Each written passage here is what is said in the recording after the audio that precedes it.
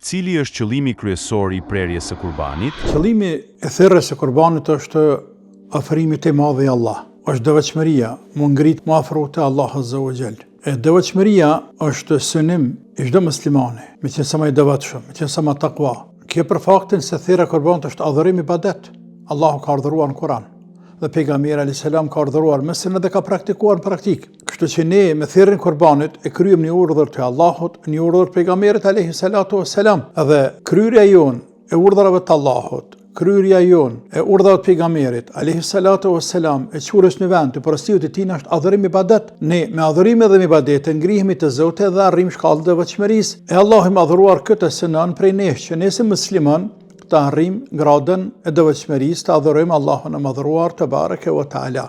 Andaj ky është qëllimi kryesor e thirrjes së kurbanit, ngritja, ofrimi te i madhi Allah te bareke ve taala, pra është adhurim pe adhurimeve, ibadet për ibadeteve.